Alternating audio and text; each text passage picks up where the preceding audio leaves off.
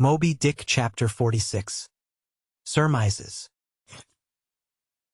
Though consumed with the hot fire of his purpose, Ahab in all his thoughts and actions ever had in view the ultimate capture of Moby Dick, though he seemed ready to sacrifice all mortal interests to that one passion.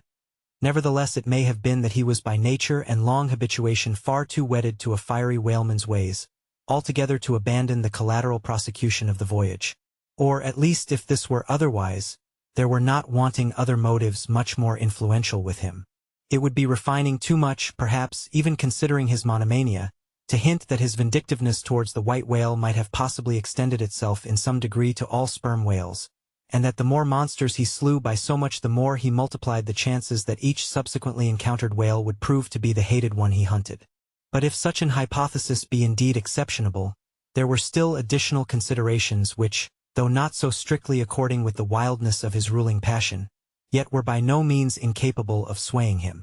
To accomplish his object Ahab must use tools, and of all tools used in the shadow of the moon, men are most apt to get out of order.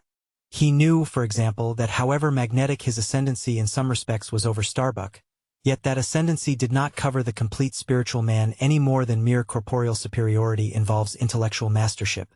For to the purely spiritual, the intellectual but stand in a sort of corporeal relation. Starbuck's body and Starbuck's coerced will were Ahab's, so long as Ahab kept his magnet at Starbuck's brain. Still he knew that for all this the chief mate, in his soul, abhorred his captain's quest, and would joyfully disintegrate himself from it, or even frustrate it. It might be that a long interval would elapse ere the white whale was seen.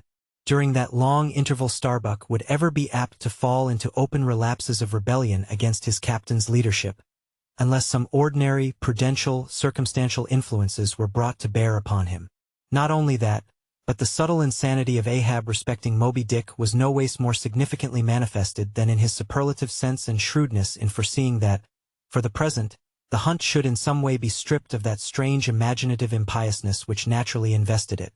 That the full terror of the voyage must be kept withdrawn into the obscure background, for few men's courage is proof against protracted meditation unrelieved by action.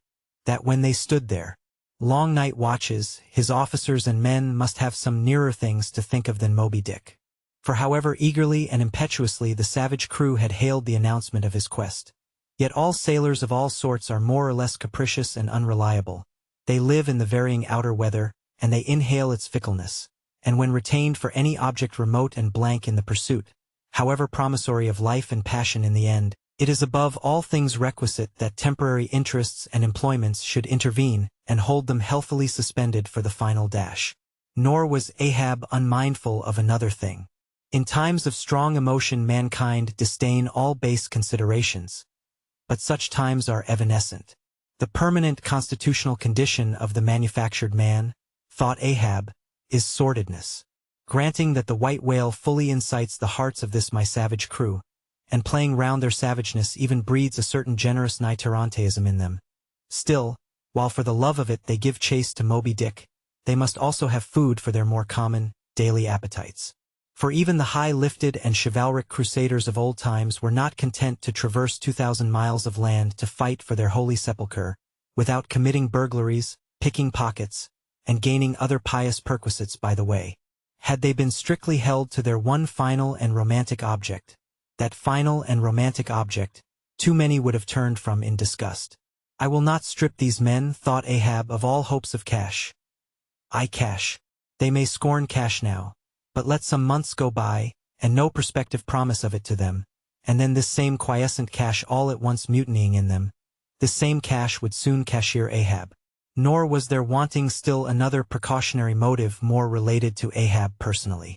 Having impulsively, it is probable, and perhaps somewhat prematurely revealed the prime but private purpose of the Pequod's voyage, Ahab was now entirely conscious that, in so doing, he had indirectly laid himself open to the unanswerable charge of usurpation, and with perfect impunity, both moral and legal, his crew, if so disposed, and to that end competent, could refuse all further obedience to him, and even violently wrest from him the command.